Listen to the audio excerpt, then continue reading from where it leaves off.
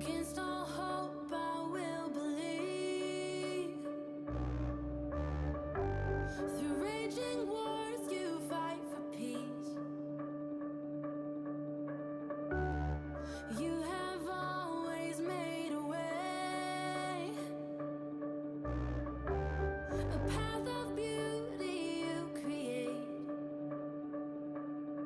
And I know your love is strong enough to meet me where I am. Hallelujah, you will never let me down. Hallelujah, you will never let me down. Your hope runs through my veins. Your love, it paves the way. Hallelujah,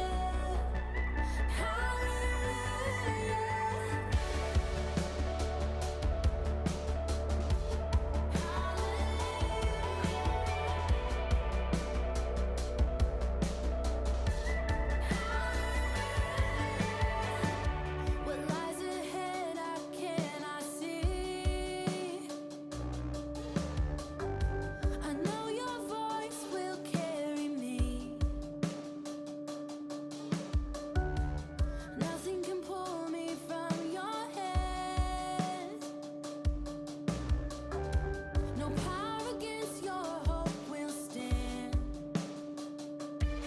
And I know your love is strong enough to meet me where I am.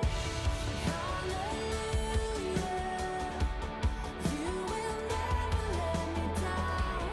Hallelujah, you will never let me down. Your hope runs through my veins. Your love, it paves the way.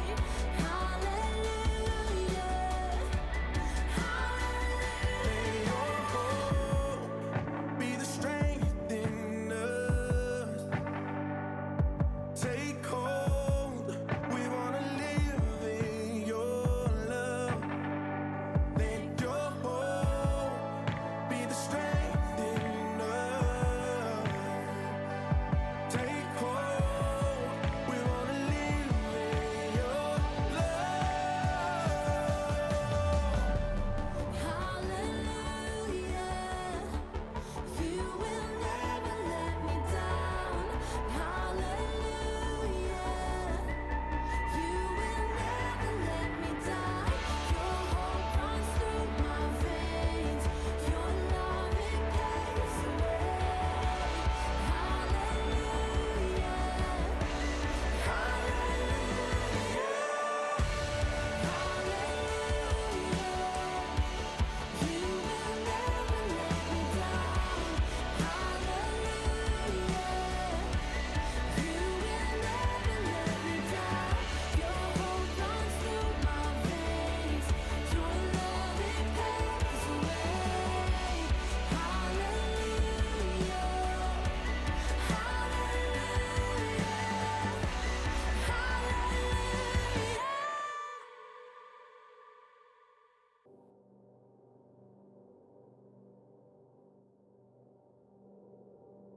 You give away your freedom for my heart. The price you paid to give eternal life. The limits of your grace go past the heavens. The universe could not contain your love.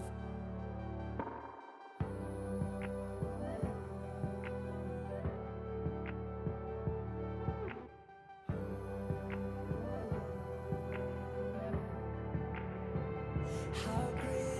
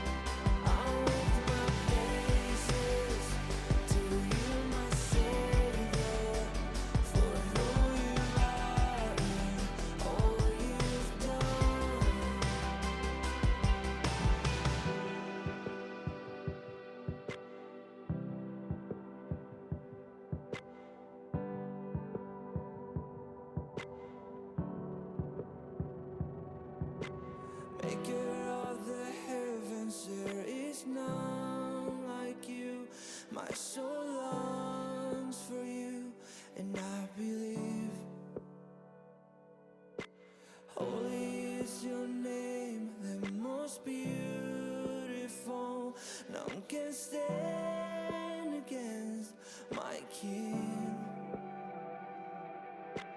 Maker of the heavens, there is none like you. My soul longs for you, and I believe. Holy is your name, the most beautiful. None can stand against my King. I'll praise your love. My soul surrenders to who you are and all you've done. I'll lift my praises to you, my Savior, for who you are and all you've done. How great is your love? My soul surrenders to who you are and all you've done. I'll lift my praises to you, my Savior, for who you are and all you've done.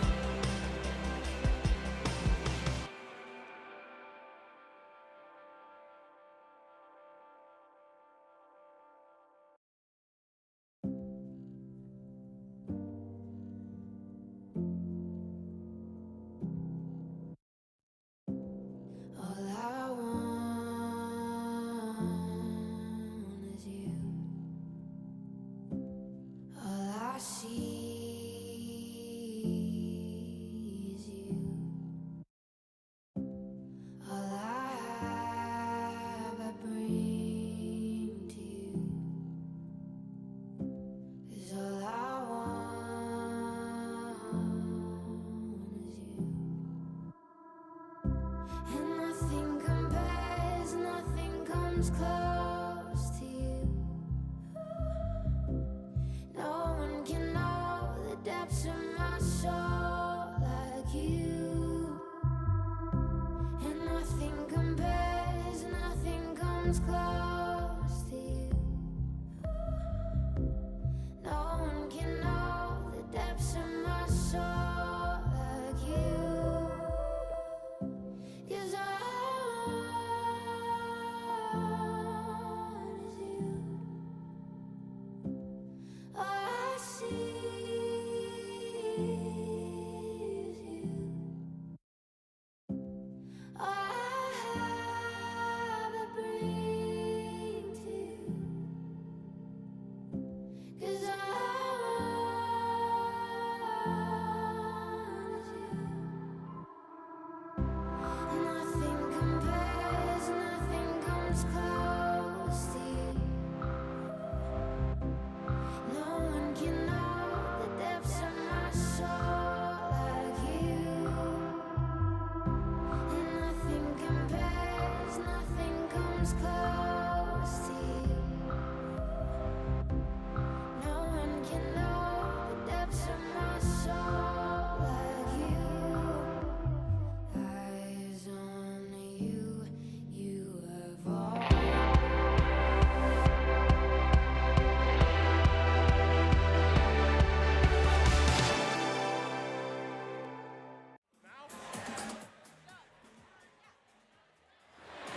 What's up, Mosaic? What's up, Mosaic? 8 p.m. We are so excited that you guys are here. We want to welcome all of you and everyone joining us at Mosaic Online. What's up? And I'm going to introduce us and my pals here. My name is Dom Jones. I serve here on the host team. Oh, thank you guys. Appreciate it. This is my friend, Amy Tanisha Davidson. And this is Sharon McKenzie Lucas King. Hey guys, my name is Kinsey, and I serve on the host team here at Mosaic. Let's go. Give it up.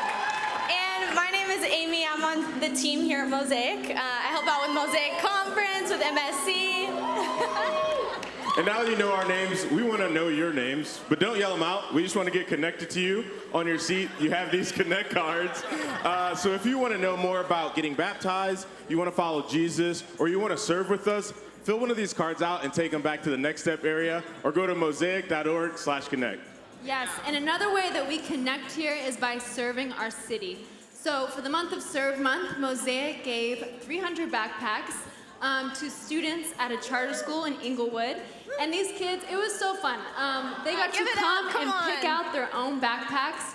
We tricked out a U-Haul, and you guys helped make this happen. So you helped make these students feel seen. You helped make them feel prepared for the new year. And so thank you. It was beautiful and amazing. And we danced and had pizza. Yeah, I mean, what more do you That's want? an incredible thing. Another thing that we've been a part of in the month of September is Bible studies, and these have been amazing. If you've been a part of one, you know, but they're not over yet. So you can go on the Mosaic app and RSVP to a Bible study, get connected. LA can be lonely. It's the best way to meet people, so be sure to get in a Bible study this week. Another way to meet people, in a couple months, we have our favorite event Less going than down, 2 Mosaic months, Dom Conference Jones. 2019. So the conference is themed The New, and we have this quick video for you, so check it out.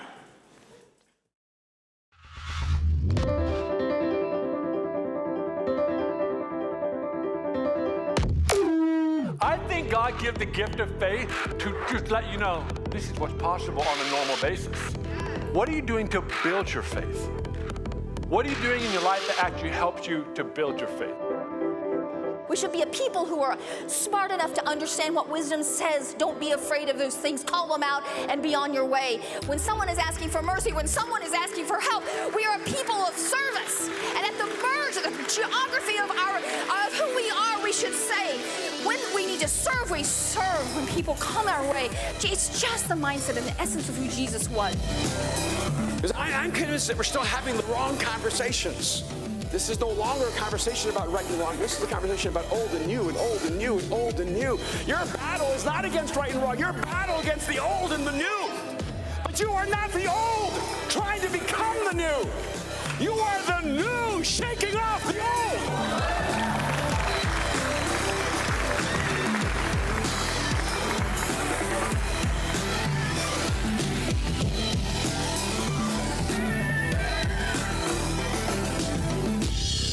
You are the new, shaking off the old. Let's go. Give it up. I don't know about you, but if you're feeling like me, I'm ready to shake off the old. I'm ready for the new. So November 14th through the 16th, Mosaic Conference 2019, the new. For more information, go to mosaicconference.com. Come on. And if For you have, for more information, and tickets do go up October 7th, so don't forget to get your ticket. You should get it this week. and if you are confused by anything Dom just said, Shake if it I off. can have the section host stand, these are your people. So if you have questions stand about up. conference or anything else, we love these section hosts. These are your people. You got 90 seconds. So go to your section host, connect with them, ask them your questions, and then come to the front. Let's worship together and get ready for the amazing talk that Pastor Erwin has tonight. So go. You got 90 seconds. Come on.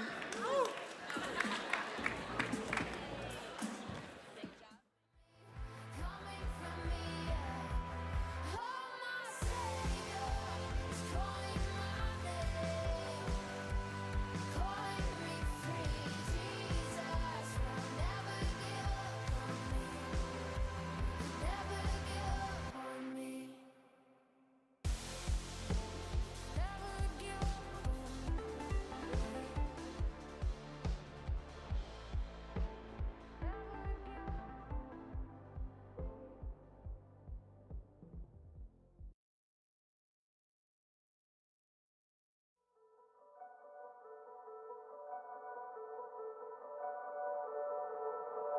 His majesty reigns, His promises echo eternity's claim. We praise Him with promise engraved. My Savior has written my name. We praise Him.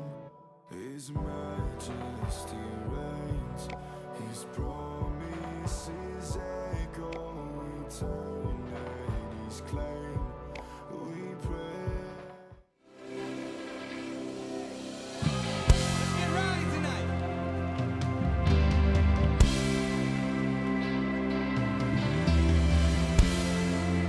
Come on, sing out. Hallelujah.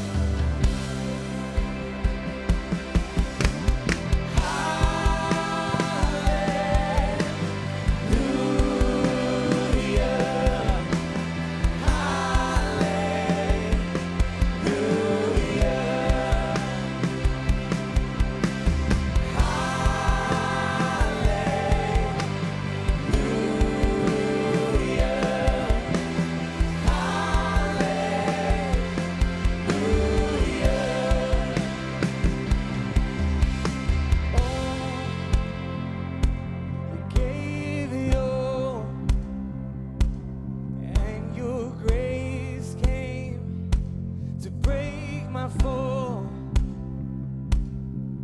Your life, you gave it all. Now the power of death is no more. Now the power of death is no more. Sing it out. You are the life eternal. You are the hope for every heart. We adore you. We adore you. There is no other like you. No one can love us like you do. We adore you. We adore you. Love, you gave it all, and you saved me. You call me home. Oh Christ, my all in all. May your name reign forever. May your name reign forever. You are the life eternal. You are the hope for every heart. We adore you. We adore you. There is no other like you. No one can love us like you do. We adore you. We adore you.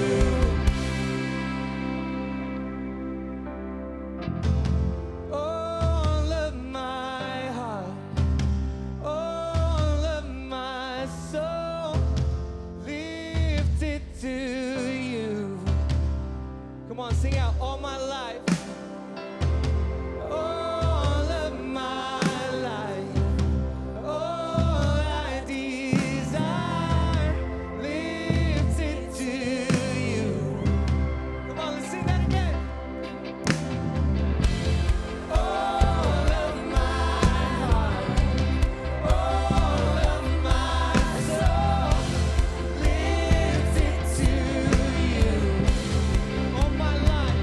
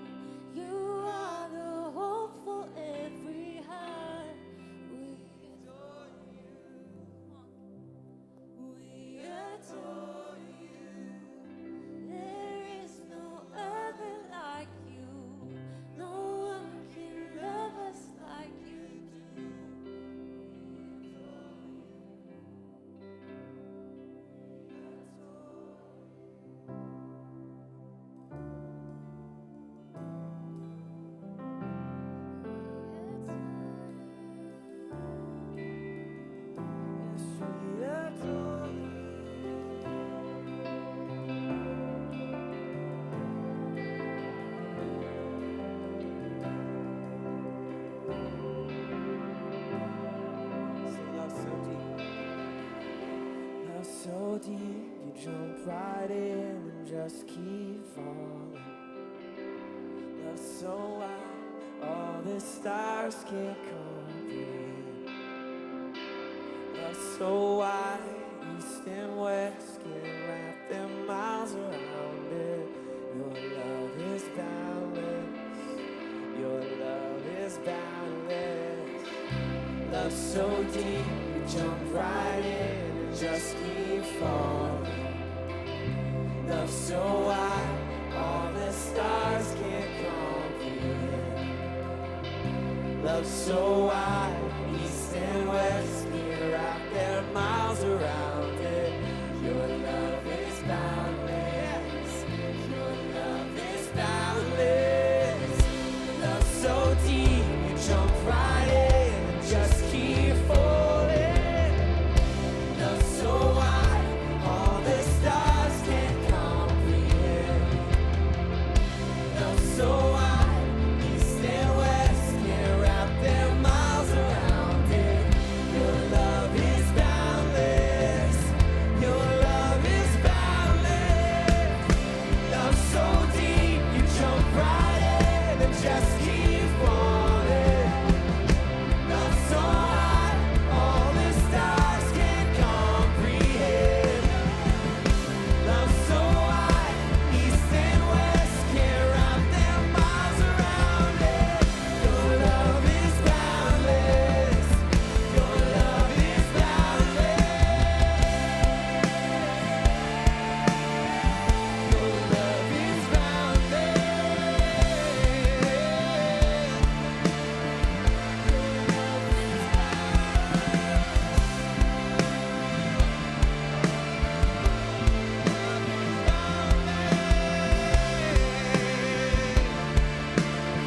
Let's sing this together, come on.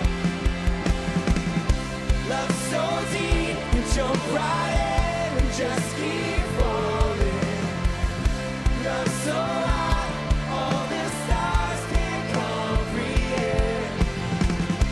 Love so high, east and west can't wrap their miles around it. Your love is boundless. Your love is boundless. Your love is boundless.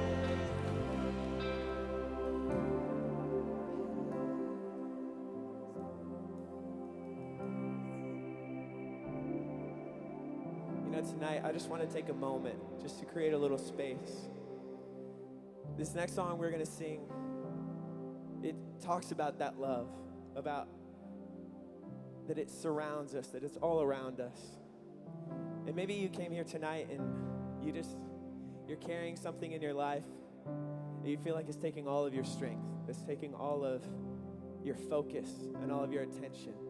And it's hard to reach out, it's hard to be a part of community, it's hard to reach out to God, it's hard to reach out to others. I just want to encourage you, maybe as we've been singing, you hear the person singing next to you.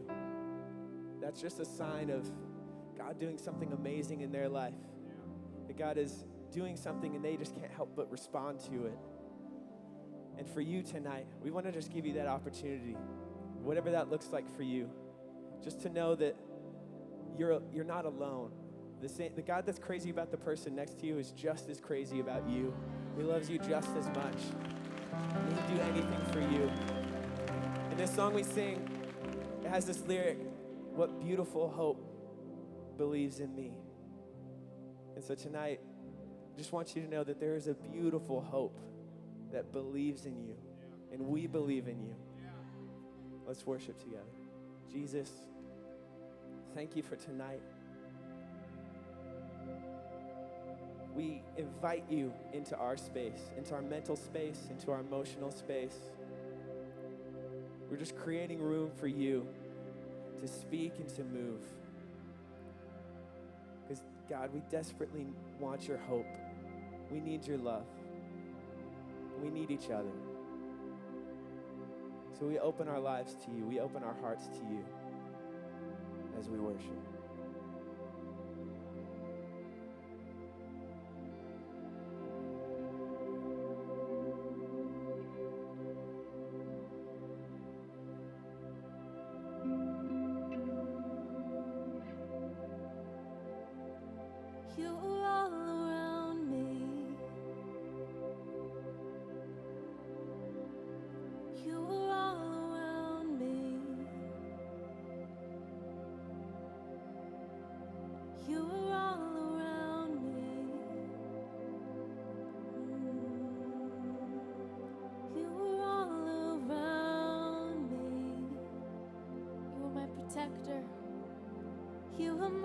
protector.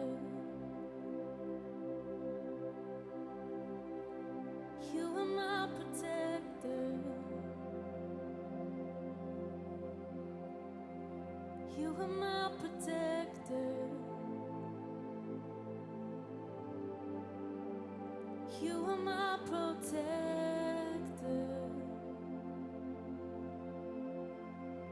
You have always seen me. You have always seen me. You have always seen me.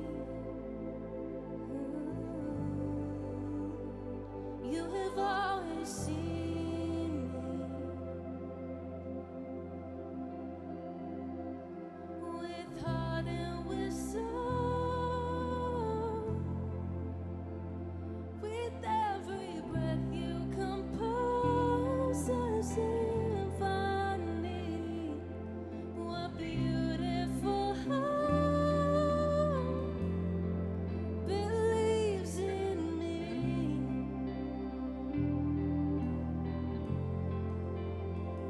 I will always love you. Sing this out. I will always love you.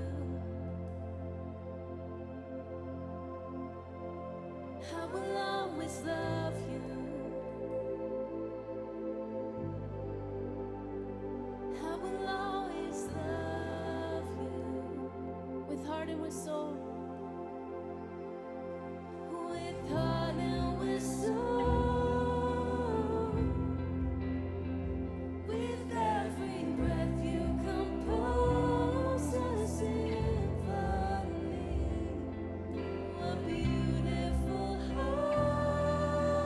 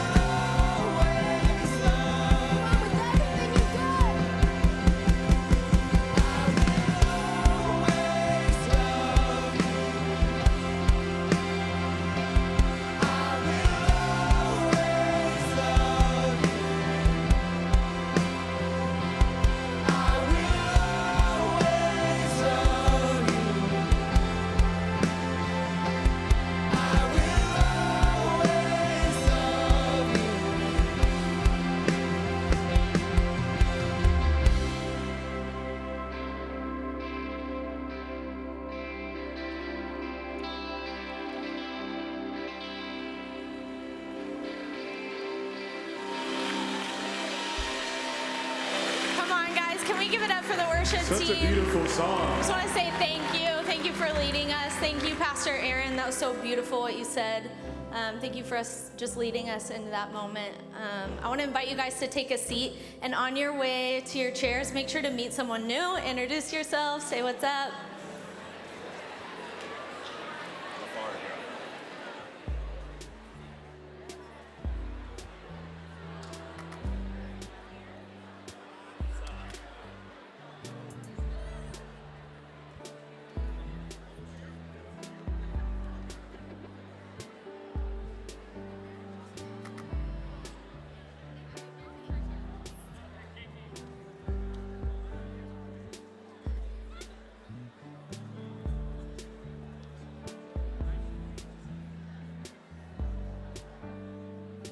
Okay, guys, we're gonna step into a time of giving. And if you're a guest here at Mosaic, this is your first, second, or third time here, you can be a part of giving. We welcome you to be a part of this, but don't feel obligated to give. In the scriptures, it talks about us giving a tithe, and a tithe is just 10% of what we make that we give back to God. And it's not because God needs it, but because we need it. And I came to Mosaic about 4 years ago, and I sat in that back corner over there for about a year, and I didn't know anyone. I didn't introduce myself to anyone, and I definitely didn't give. And I would get to this part in the gathering, and I would always check out immediately because I didn't know anyone. I didn't care. I wasn't rooted here. And the minute that I started serving at Mosaic was the moment that I started giving. And I want to encourage you guys. There's a verse in the Bible that says, let your faithfulness spill into thanksgiving. And I think that's exactly what giving a tithe back is, that you choose a place, you choose to be faithful. You choose to say, I'm gonna dig roots here. I'm gonna meet people here. I'm gonna know people. I'm gonna let people know me. And then I'm gonna give back here because giving matters. So I wanna invite you guys to give, and there's so many different ways that you can give. They're gonna be up on the screen, and buckets are gonna go by, but I think one of the best ways to give is on our app. You can set up reoccurring giving there, and I think that is a perfect example of letting faithfulness turn into thankfulness. That you say, I'm gonna be faithful with my giving. I'm gonna choose to give every month. I'm gonna set it up and say, every month it's gonna come out whether I know it or not. And then I'm gonna let that turn into thankfulness, and that everything that you give above that is thankfulness, that it's generosity, that it's inviting people to church, that it's meeting people, getting them connected, and helping them dig roots here. So I wanna invite you guys to join us to do that. That's a word. Another way to give here at Mosaic, we've been in the middle of our Here to Stay movement over the last couple of months. We had the incredible opportunity to purchase this building on the corner of Hollywood and La Brea and keep Mosaic here in Hollywood. So out of our $10 million goal, we have currently raised $5.4 million. Give it up. And if you want to join us on this movement, there are a couple ways that you can do that. You can do cash or check, and on the check line, you can write Here to Stay, and those are the other options we have here. So I want to invite the team to go ahead and pass the buckets. And as we're doing that, I have a couple of reminders. One of those is that app that I just talked about. On there is everything that we've talked about tonight in the announcements during giving. You can find anything there that you need, how to get connected, how to give. But another cool feature that we have on there is prayer cards. So whether you're having the best week of your life or you're in a really tough season and you just need someone, you need some prayer, you can fill out a card on there and our team will pray for you throughout the week. So we have one more chance to worship, but really quick, can you all take out your phones right now?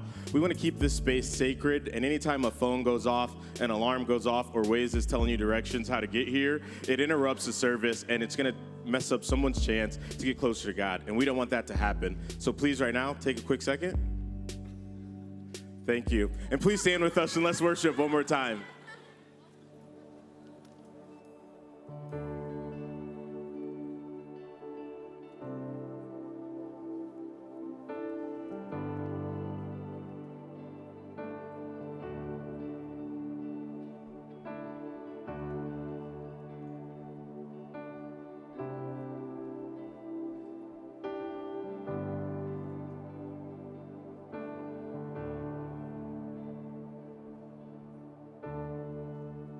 Who can melt the heart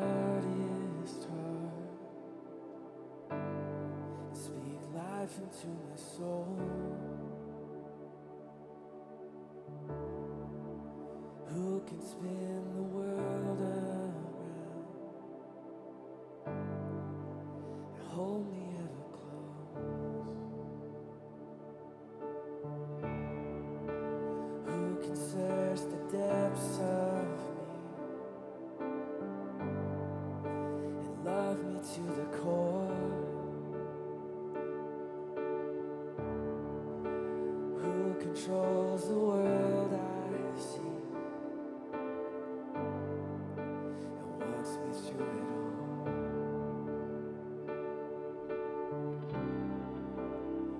No one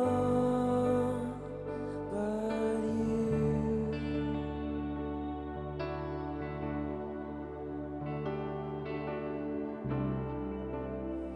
No one but you.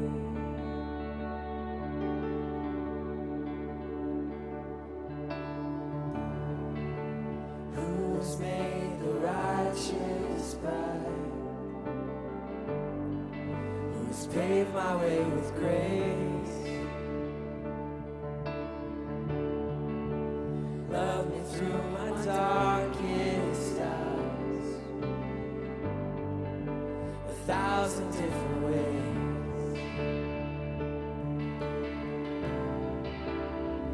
No one but you.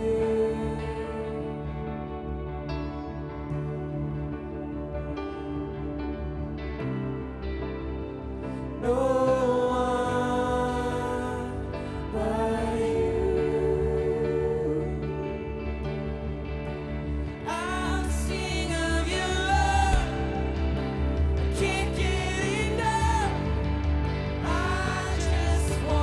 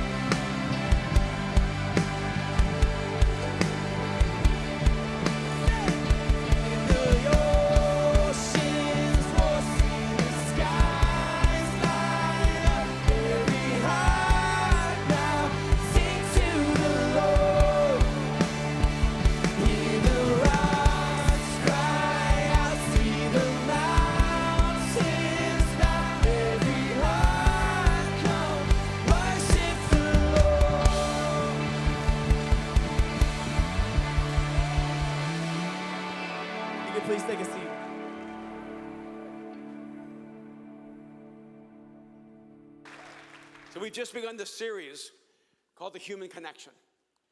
And we've been talking about what are the unique compositions that allow us to walk together and to experience things like community and friendship and family and a sense of belonging and even intimacy and love. It's an odd thing that something that should be so natural to us feels so challenging, doesn't it?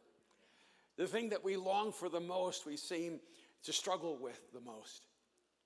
And whether you are here and you're a person who can't imagine life without God, or you're a person who can't imagine God actually existing in this life, one of the things you know without any confusion is that you're created for a relationship.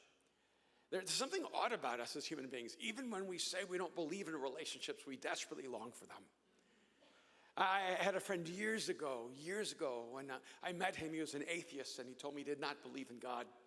He'd been through a brutal, painful divorce, and he said he did not believe in marriage. And as he was sharing with me his life, he said he did not believe in love. And every other word was this extreme, profane declaration. And this is the first time we ever met. And after about 2 hours of listening every other word, just being this really strong descriptive, I said, wow, you really care what I think. He goes, what do you mean? I don't care what you think. And I said, no, you do, because you're hoping I'll be offended by your profanity. And so you're trying to get a reaction from me. That's how much what I think matters to you.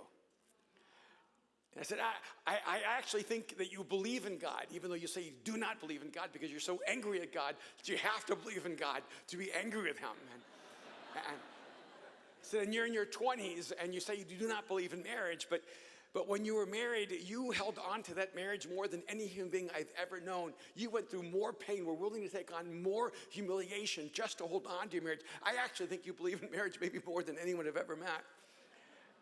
It's amazing now, years later, he believes in God, is married, and profoundly believes in love. And what I've come to discover is that no matter where you are in your spectrum of belief, a huge part of your life story is trying to figure out how you fit into this world. And we don't have to fit into 7 billion people. We just need to fit into a few. It's amazing. If we don't fit in with anyone, we feel as if no one cares about us. But if we find one person who loves us, we feel as if the whole world is good. Your perception of all humanity will be filtered through the health of the relationships you have in your life. So I want to talk to you about one of the secret ingredients of those who are able to have high-level relationships. If you ever watch someone when they're in their zone, it's kind of amazing, right? Well, when you get to watch the Michael Jordans or the Tiger Woods or the Serena Williams, or when you watch someone at their highest capacity, it's almost as if it's a superpower. And have you ever watched someone who's just really good at people? They're just really good at being human. They're really good at relationships. They're really good at connecting. In fact, they're never looking for friends because they have so many. You want to be their friend, but you're on a waiting list. You ever been on seeing that kind of person? You're like, what is it about that person? And it's so hard to identify sometimes because if it's the fastest person in the world, you can time it. See, if they can jump higher than anyone else, you can measure it. If they're stronger than anyone else, you can actually weigh it. But what are the ingredients of those individuals who somehow have the deepest relationships, who seem to not even struggle with that elusive space of community, of intimacy, of love? I want to leave you with one verse today. It's in 1 Thessalonians chapter 5, verse 11. Paul says this: therefore encourage one another and build each other up, just as in fact you are doing. And I want to give you one of the secret ingredients to community, to belonging, to friendships, to making the human connection. It's simply encouragement. This word encouragement is kind of a beautiful word if you think about it for a moment. The word to encourage means to put courage into someone. And so when you encourage someone, you are actually putting courage inside of them. And when you feel encouraged, it means somehow someone got inside of your soul and pulled out the fear and put in courage. I'm convinced that's why many people join us here at Mosaic. They join us not only here on our campuses, but from all over the world. Even people who do not believe in God. I have so many friends who are just so resistant to God, but they join us all the time. And it's almost as if they're trying to filter through the God part to get to the courage part. Because every human being desperately needs encouragement. And I can tell you that your relationship to encouragement will have a vital effect on your ability to build meaningful connections with other human beings. In other words, if you discourage people, they will actually pull away from you. And if you encourage them, they'll actually pull towards you. So we should kind of begin with a little personal assessment. Are you encouraging or discouraging? Do you encourage or discourage? And you might think, well, I don't know, it's a spectrum. It depends on who it is. It depends on if it's my husband. It depends on whether it's my kids. It depends on who it is. But here's the reality. If you're not encouraging, you're discouraging. It says, therefore, encourage one another. And so if you're one of those people who likes commands, because I meet people like that, well, the Bible says, and they're always focusing on all the discouraging statements. But I want you to here's a command. Therefore, encourage one another. So if you want to lead with a command from God to you, you are commanded by God to encourage other people.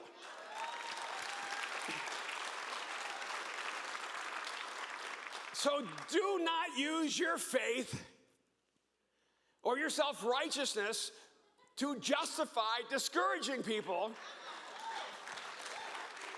and pointing out all the problems in their life. Because he's therefore encourage one another, and he says, and build each other up.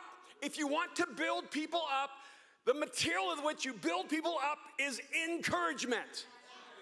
I don't know where we got this shattered view of the way we're supposed to invest in each other, that if I can just discourage them, then they'll step up.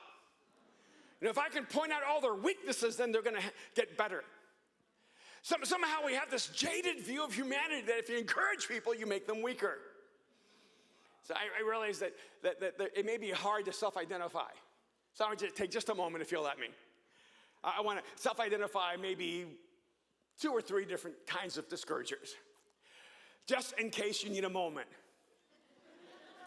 Say, am I a discourager? So one kind of discourager I would call the black hole. The black hole is a person who never discourages. They just never encourage. And so you can't catch them discouraging. They just don't encourage. And yet, you know that moment when you're sort of naked because you did your best, you gave it your all, and you're waiting for that affirmation, and it doesn't come? They just look at you. And you need it so badly. You just need someone to say, you did a great job. Well, that moment when you did this, that really stood out to me. Or, wow, you showed up. Anything. You just need anything. But they just look at you. And so you can't ever pin them down as being discouraging. You just can't ever pin them down for being encouraging. And if you're not encouraging, you're discouraging. And if you do not make the effort to find people doing things well, you're actually an emotional black hole. Because there are people who need you to affirm them. There are people who look to you. And here's I think, the dangerous thing. When you're an encouragement black hole, the people who are closest to you will be most damaged by you. Because they so need your affirmation. Their identity is affected by your reflection of who they are. And if you give them nothing, they feel like nothing. So maybe you're a black hole. You don't discourage, you just encourage. And because of that, there's this loud, thunderous silence that lets them know you still disapprove. There's a black hole, but there's also the truth teller.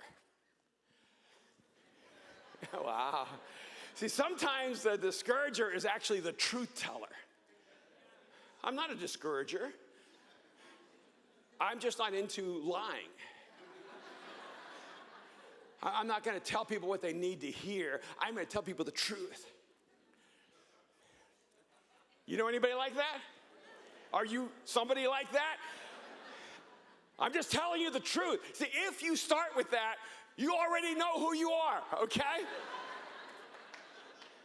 And if when someone says, wow, you're really discouraging, or wow, you're really negative, you go, I'm just telling you the truth, that's who you are. You're the truth teller. You use truth as a way to discourage people. Because it says right here, encourage one another and build each other up. So if when you are telling the truth, it's not building people up, but tearing them down, you know you're not encouraging. You're using truth as a weapon to destroy rather than a gift to strengthen. And by the way, it does say you should always speak the truth in love. It doesn't say you should speak the truth and love. Because then you'll save love for later and you just keep on with the truth.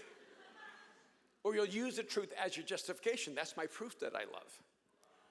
Now, if you actually do not love someone, then your best strategy is silence.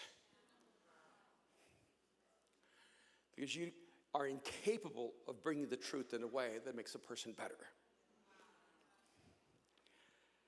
So there's a truth teller. So if you're always telling people the truth, you need to realize you're only telling them the truth you see. And the problem is that you don't see all the truth that needs to be seen. And then there's one more, it's the humbler.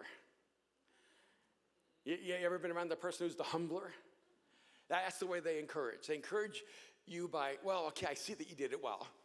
I see that you're awesome. I see that you're developing, but I don't want you to get arrogant. So my job is to keep you humble. Just in case you want to know, there are a lot of occupations out there. And there are a lot of intentions and a lot of callings, but nobody here has been called by God to be the humbler for someone else. And so if you think your job is, I got to keep him humble, you know, he's crushing it, and everyone is telling him how awesome he is, not me. I'm going to keep him grounded. I'm not going to let her think she's all that. See, if you're a humbler, that's rooted in arrogance. Because you cannot celebrate someone else's greatness. Come on, come on.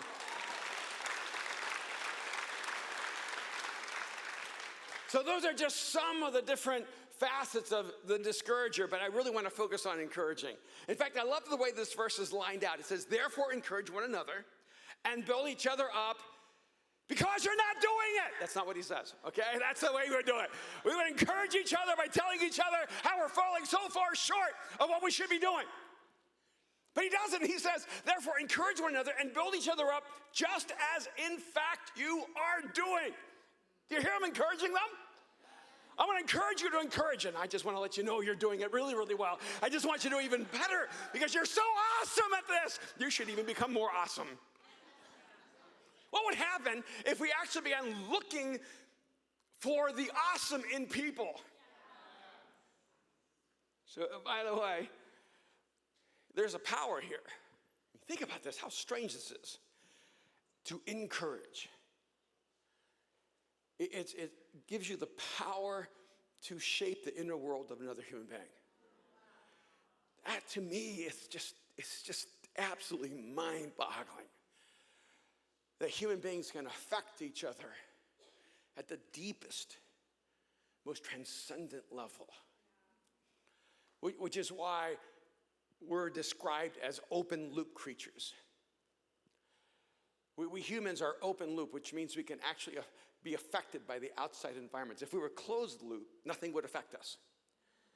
If we were closed loop, if we came in discouraged, we'd leave discouraged. If we came in encouraged, we'd leave encouraged. Have you ever been in a really great mood and you walked into a room with people who were really depressed? And you came in like, the world is awesome, life is awesome, I'm doing great. And everybody else is like, oh man, life is just so bad, and I hate my job, and it's just like, my relationships are just in just horrible, and you leave discouraged. You ever just, you have people in your life, the moment you're around them, you start deflating. It's because you're in open loop. And your open loop connects to other open loops, and what's inside of them gets inside of you. But in the same way, have you ever been really discouraged or just had a hard day, or you're just feeling emotionally fragile and you're weak, and all of a sudden you get around hope and optimism. You get around people who have courage and faith, and it just fills you up? It's kind of amazing, isn't it? You can actually be affected by the environment that you're in. And in fact, you will be affected by the environment you're in, so you need to make sure you choose the right environments.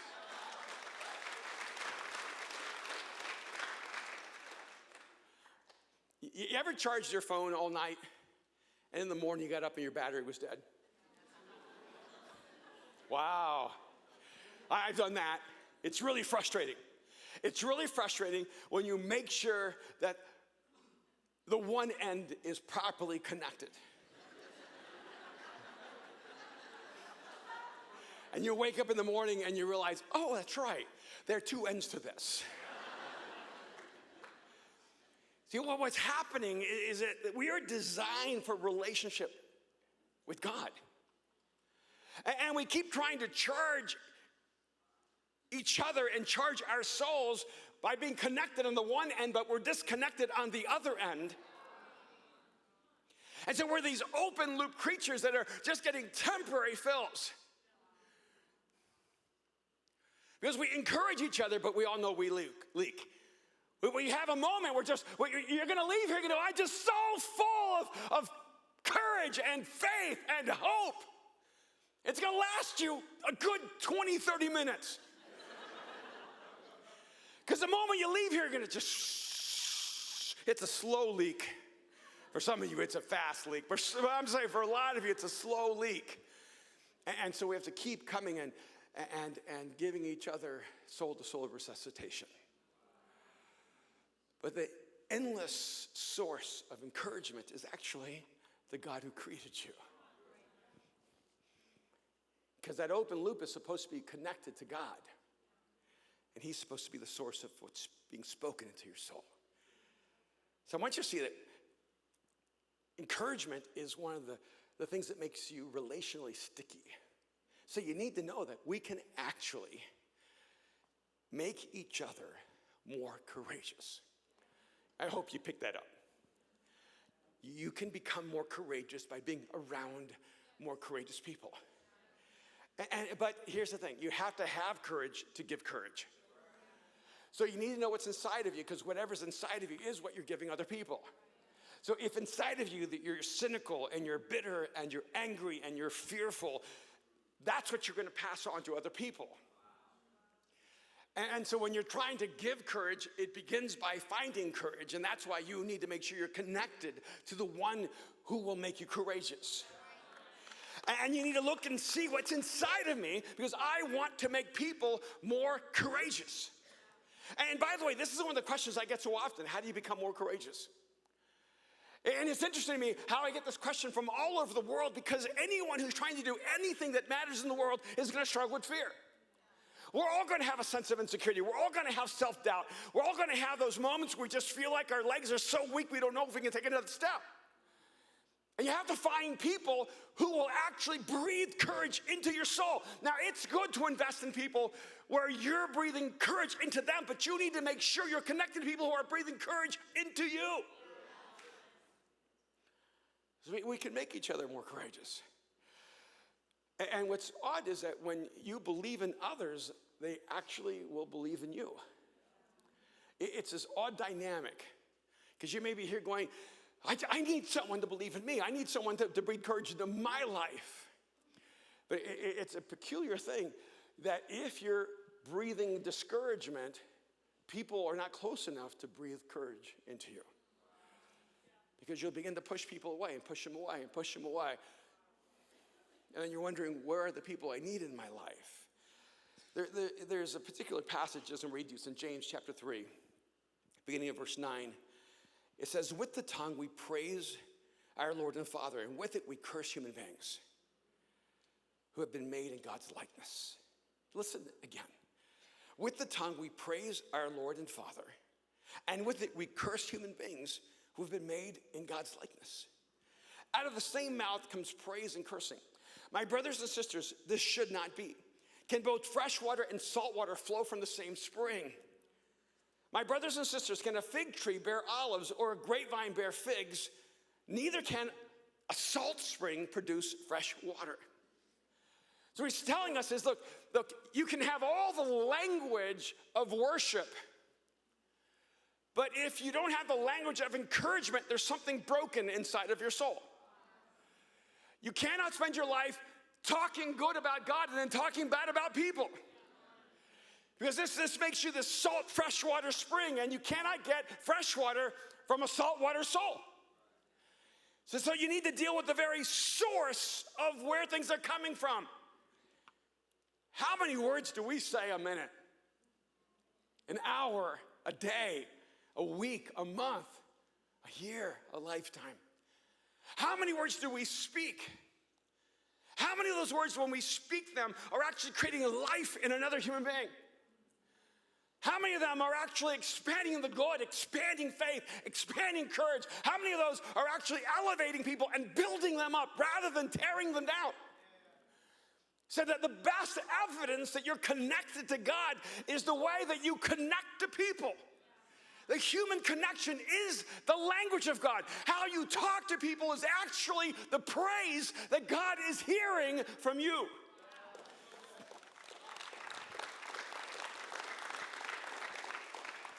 So what would happen if we all decided that a part of our stewardship in life is to make people more courageous?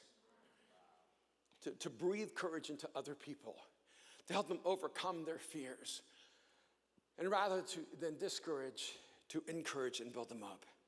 But to do that, you have to believe people have more potential than they believe they have themselves.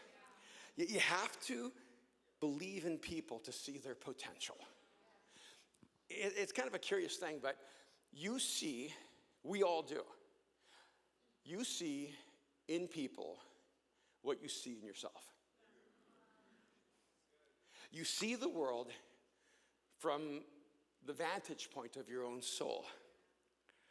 And so one of the challenges is that if you're going to encourage people, you need to catch them doing good. And that's one of the things we try to reinforce all the time as a team. Catch each other doing good. As a kid, all I felt like was I was being caught doing bad. How about you? I know it's not our parents' fault. You know, they don't have time to catch us doing good. They only catch us doing bad because they're busy, right? You know, and I cannot just even remember how many times we were asked the question, who did that? But it was never about something good. It would have been amazing to have someone come home and go, wow, who did that? But it was always, who did that? And we're always being caught doing something wrong. You wonder why our kids don't actually like talking to us? If all you're doing as a parent is catching your kid when they're doing something wrong, you're not going to have a sustained relationship with that human being. You have to catch each other doing good. And I know what happens. See, Kim and I have been married 36 years, and I just expect her to be awesome.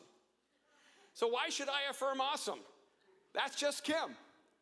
So when she's doing amazing things, I may actually overlook saying thank you. Now, if she does something that irritates me, something that frustrates me, I don't think 36 years have covered it. I'm pretty sure I need to identify it, highlight it, and point it out. What is it about us as human beings that we feel it's so important to catch people doing wrong rather than catching them doing right? Imagine how people would be drawn to you if they know. Get around them, they're going to see you doing something good. Right? No one's going to say, don't get near her. Don't get near him. You know what he does? He's so optimistic. He sees the best in you. Don't do it, don't do it, don't do it. Okay, you know? You can't handle that kind of affirmation. That kind of affirmation will kill you.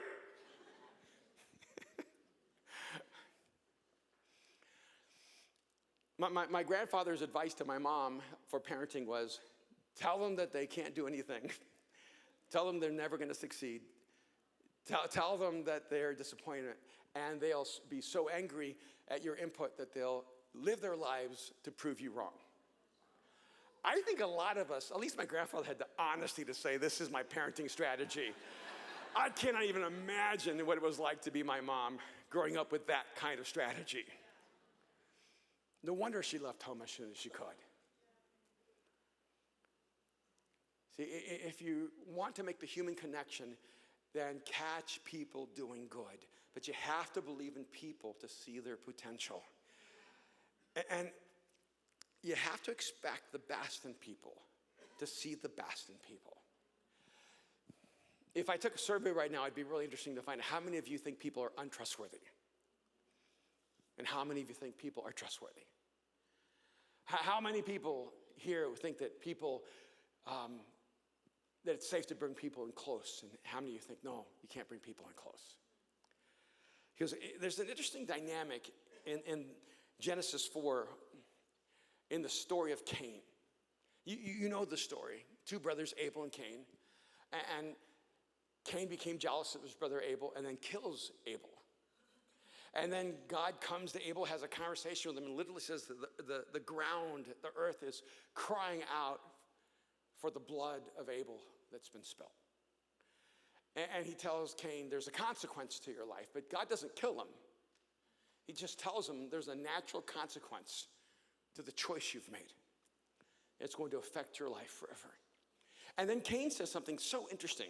In Genesis 4, verses 13 and 14, Cain said to the Lord, my punishment is more than I can bear.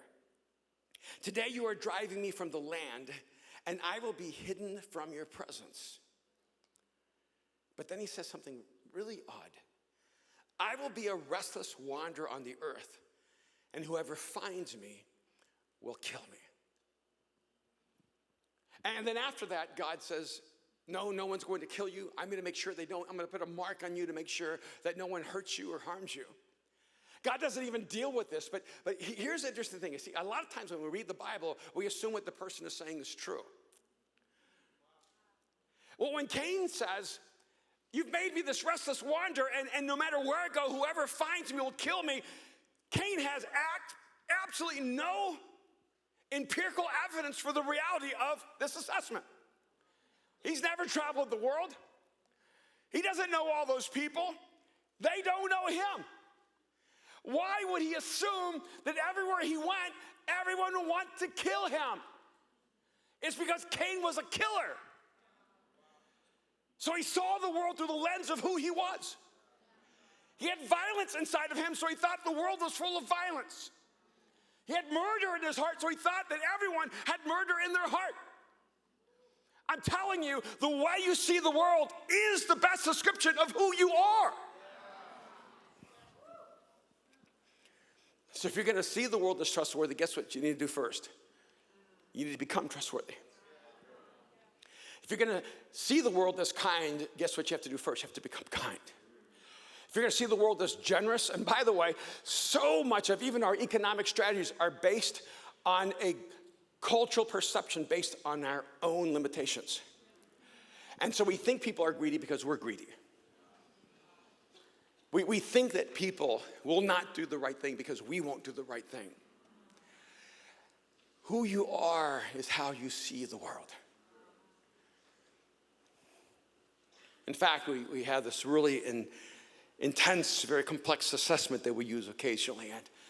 And one of the interesting things about it is that it has discovered that you cannot see a person's internal world except by the way they describe their outer world.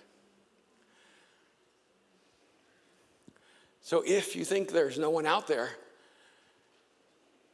who can be trusted, it's because you're dealing with your own issues of trustworthiness. If you feel there's no one compassionate, it's because you're holding compassion in and not letting out. You will see, so imagine what would happen if you began to let God change your inner world. If you allowed God to make you compassionate and kind and loving. If you allowed God to change your inner world from that salt water to that fresh water, and you began to believe in humanity. You see, you cannot believe in humanity if you do not believe in yourself. That's why Jesus said you need to love your neighbor as yourself. Because until you love yourself, some of you are so self-loathing that you judge the world. In fact, this last week I had an email from a man, and he sent me a most peculiar email. He said, I just want to ask you a question respectfully. Why don't you talk about sin? And I said, well, listen to last week's talk. I talked about sin the whole time because I was talking about forgiveness, and you can't talk about forgiveness without talking about sin, but you're right, it's not my favorite subject. And because I think people already know how broken they are. They just don't know how valuable they are. And he said, oh, I missed last week. I was in Australia. You're right. I listened to the message. You talked about sin the whole time. I said, I know. I did it uncomfortably. And then he said, but you see, I was sexually abused as a little boy over and over again by multiple people. And I'm really struggling with this. And it hit me so clearly. The reason he wanted me to talk more about sin is because of the self-loathing inside of him. When you hate yourself, you feel like hate is the only narrative that people need to hear. See, it's when you accept the grace for yourself that you want to give grace to the world. It's when you accept love that you want to bring and give love. And sometimes what we have to realize is the reason we can't encourage people is because we don't even believe in ourselves, in what God can do with us. And I want you to know, you need to believe in the value of who you are and the potential that's within you. See, I believe people can change. I've read from so many people who, no, I do not believe people can change. I've read from experts, people do not change. I've seen it in films, people never change. And I've had to process this. Why do I believe people can change? Oh, it's because I've changed. See, and I know I'm not better than you. I know I'm not different. And if I've changed, I know you can change. And I know that I'm not who I was. If you insisted on defining me on my past, you would trap me into being a person I no longer am.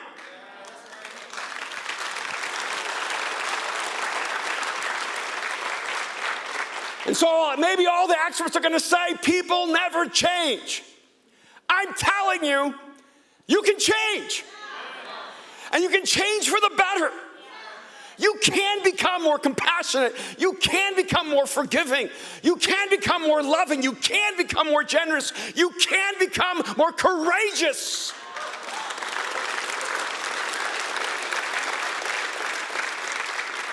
But you have to believe in people to see their potential. You have to believe that there is God-given capacity to do extraordinary things in every human being. And all of us have the power to love.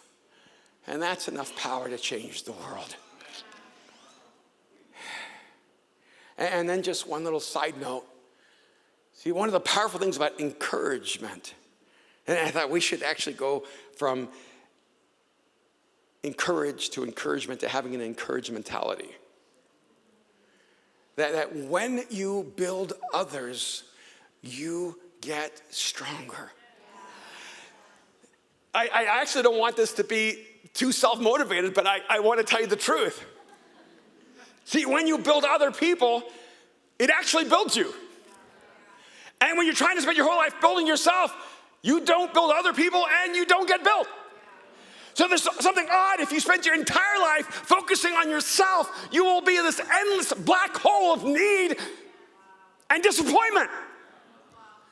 But if you spend your life building other people, encouraging other people, building them up in love, you will find yourself getting stronger and stronger and stronger because you get what you give.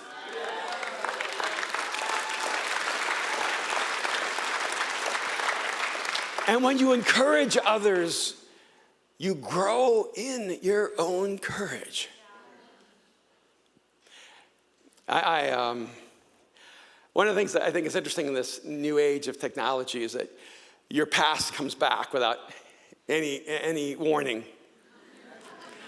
And I don't know how, but somewhere on Instagram, I don't know if someone sent it to me or what, but there was this little clip from 2002 of me being interviewed. That's like 100 years ago. And when I saw myself, I went, wow, I looked like that once. And it's been a long time. What was interesting is I was showing it to Kim, my accent was very East Coast.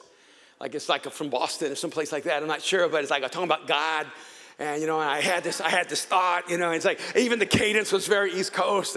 And Kim says, you probably just came back from somewhere on the East Coast. It's true, because I accidentally pick up accents all the time. And so there I was, sounding like I'm Mark Wahlberg. And in this interview, and I was talking about this pinnacle moment in my life where I was 29 years old, and I had never spoken to more than probably 100 people in my life, and suddenly with 30 minutes notice, I was asked to speak to around 20,000 people. And it was terrifying.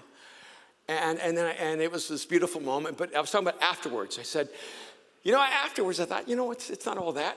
And I thought, this is really what I want to do all my life. And I heard myself saying something I forgot that I said. And almost 20 years ago, I said, I felt like God had a conversation with me and asked me, you can spend your life seeing your dreams fulfilled, or you can spend your life helping other people seeing their dreams fulfilled. And 20 years ago, I said, I chose the other. I just decided to live my life helping other people see their dreams become a reality. And here's the crazy thing about it. I actually meant it. But 20 years of Kim and I giving our lives to helping other people see their dreams become their lives. We woke up one day and our dreams were our life. And that's the power and wonder of it.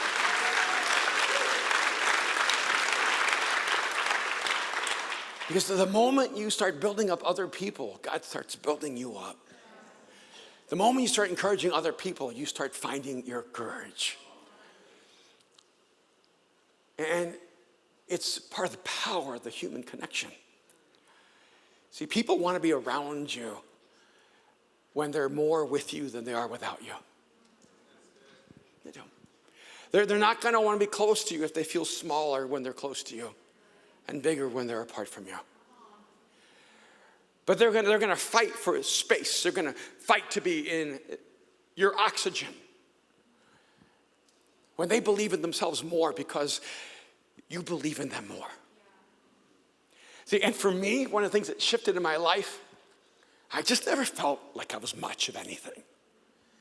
I never felt like I had any talent or ability or intelligence or gifting, and life reaffirmed that over and over again to me. And then I have this unexpected encounter with Jesus Christ. And I start reading the scriptures, and it appears that God is saying to me, there's more in me than I believe. That I have more potential than I could imagine, that I can make a difference in the world. And it was a struggle. And the ironic thing is that a lot of times we talk about our conversations with God as if God is always the one judging and condemning us, and we're the ones who are trying to fight for our value, but it was the other way around.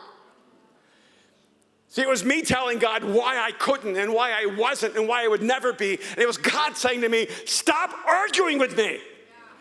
I created you in my image and likeness. I created you with intention and significance. I created you to do something that matters. Would you believe me?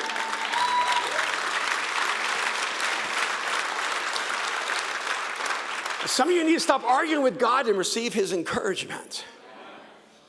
Because he created you, and he knows you, and he loves you, and he values you. And I realized this morning, some of you don't even know because you're newer. Do you know that I'm Latin?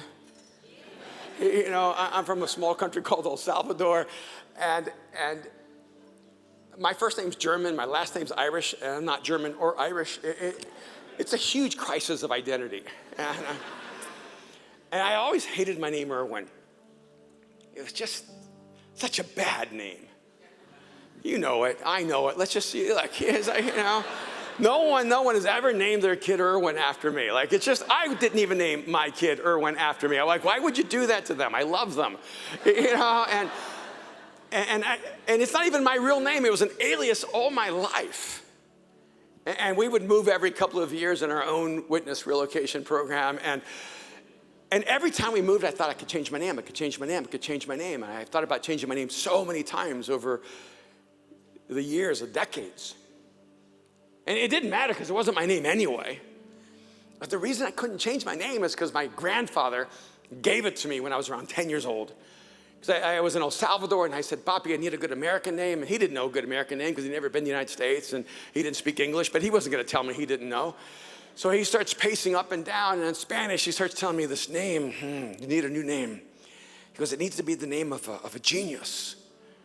Like, no, I'm a straight D student. He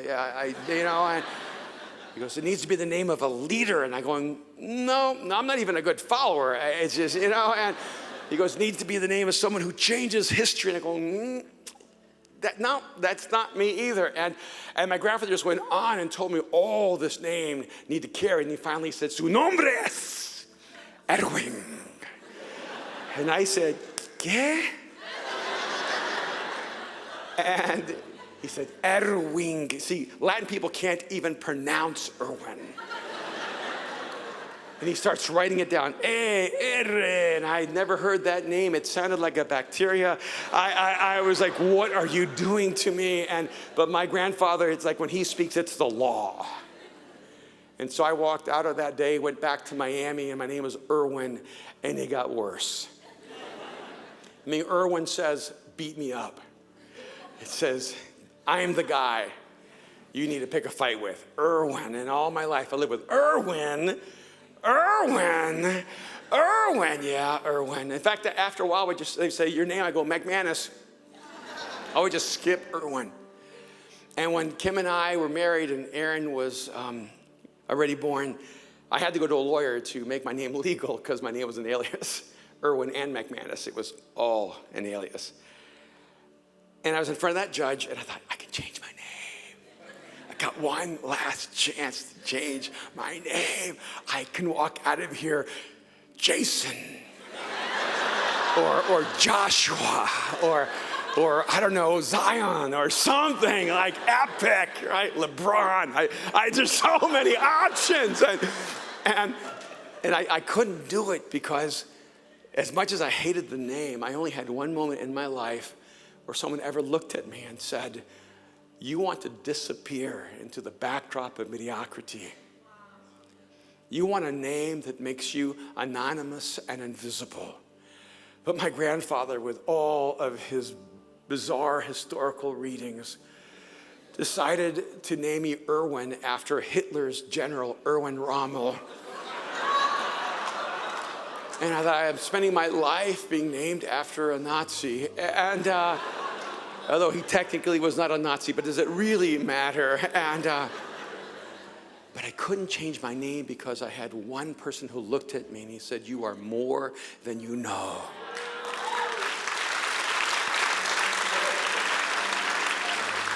And I want you to hear me today. You are more than you know. You just need to receive the courage to become who you are. Would you bow your heads with me just for a moment?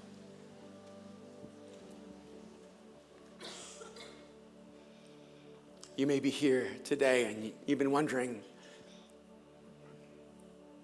if you should trust God with your life, if you should cross the line of faith and give your life to Jesus. I want you to know, 2,000 years ago, Jesus died on the cross for you. He rose from the dead for you. He sees you. He knows you. He loves you. And it's hard for us to understand, but God values you and has placed within you so much capacity, so much potential for good. But you need to open your life to him and let him put his courage in you. Let God encourage you. by coming into your life and putting his courage into you.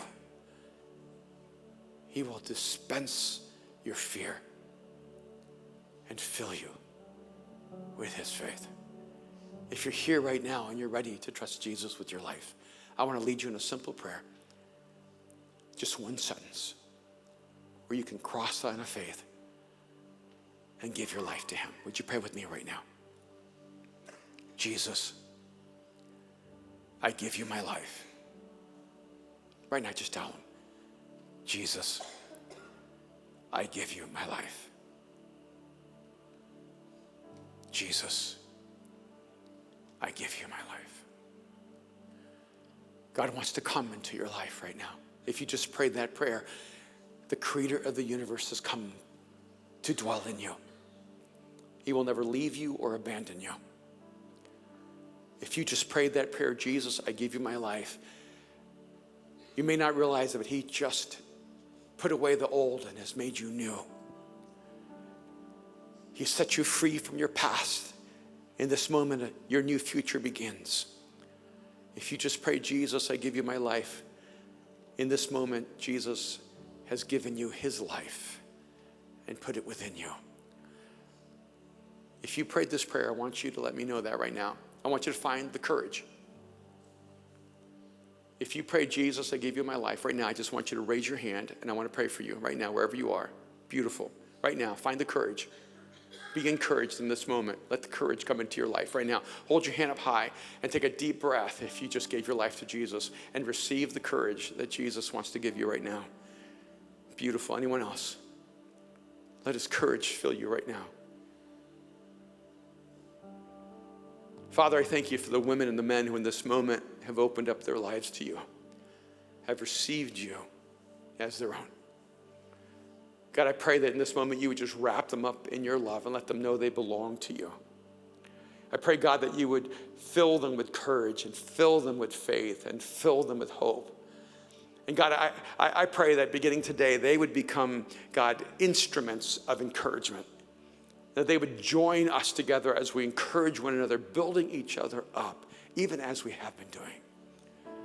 That we might create that human connection that comes as we believe in each other, as we encourage each other, as we spur each other on to greatness.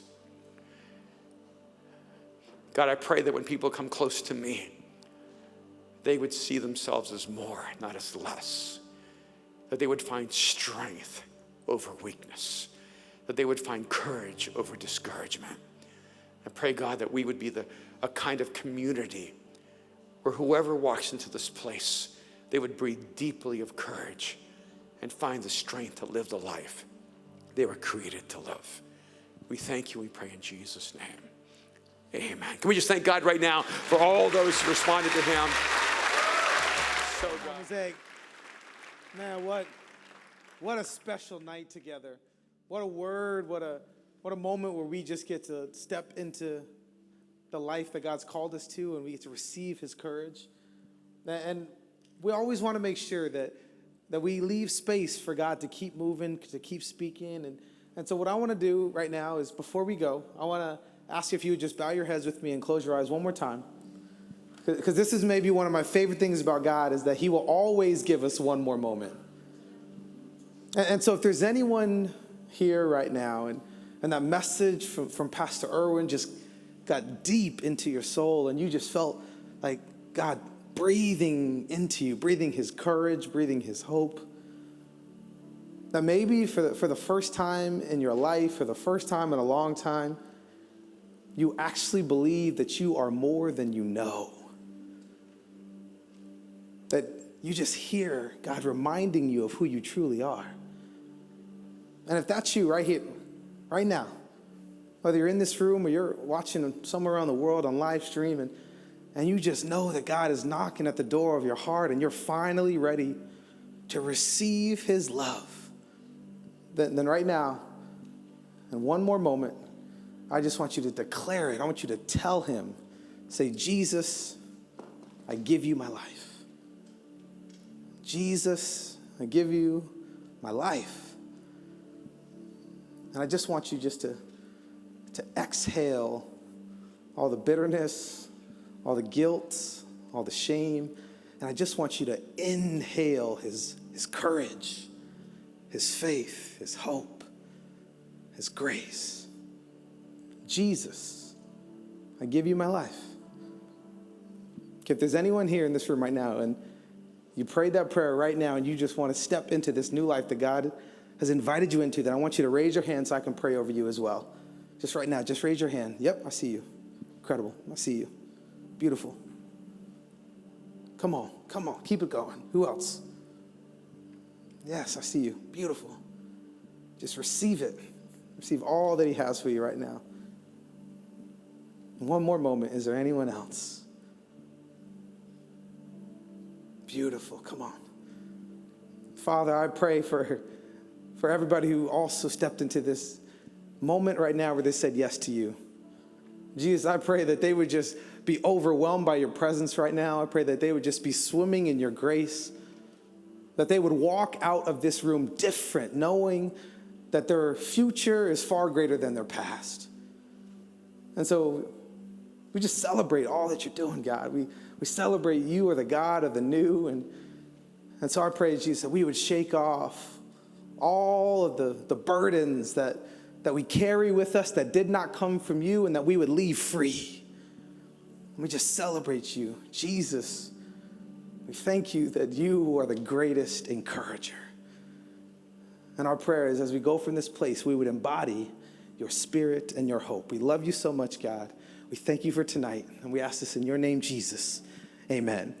Hey, right now, can we thank God for everyone who made a decision tonight, stepped into new life, and then that word was fire. So can we thank our lead pastor, Pastor Erwin, for that talk? Right? Like, we can do better than that. He's in Seattle right now. I want him to feel it in Seattle. Come on, Mosaic, show some love. Incredible. Hey, I got just a couple things for you before we go. Okay, first, if you made a decision tonight and you said yes to Jesus, then what we have for you is a gift. It's a Bible, and it has a sticker on it. It says you belong here, because we believe that the moment you say yes to Jesus, you also say yes to a tribe. And so when you exit, you see our team, people holding this up. And the cool thing about this is all the people holding up the Bibles tonight are actually our Bible study leaders. So if you want to get connected to a Bible study, get into the scriptures with people, then I want to encourage you to grab one before you go and then begin reading it. Like, we want to help you as you step into this new journey of faith, all right? And then second, like, this series has been amazing, has it not? The human connection, like, it's been so powerful. We're going to continue this next week. So I want to encourage you, come next week, but invite a friend. Bring somebody with you. Don't come alone, because I feel like this isn't just a city that we need. Sorry, this isn't a conversation that we just need to have as a church. This is a conversation we need to have as a city. So let's pack this room out and expect that God's going to do a powerful thing. All right? We've got one more song, one more opportunity to worship. Man, I'm excited. And this is a beautiful moment right now. So as we stand together before we worship, this is why you can stand. Come on. See, this is why this moment is so beautiful. Because everybody who just made a decision for the first time, this is their first chance to worship in new life. See, this is their first opportunity to say, God, you're the God of the new. And I shake it off and I say, I'm so excited. So let's sing together. Let's worship together. And when we sing of his love, something happens in us. So let's give it all we got, Mosaic. Come on. There's more in you. Come on, let's go.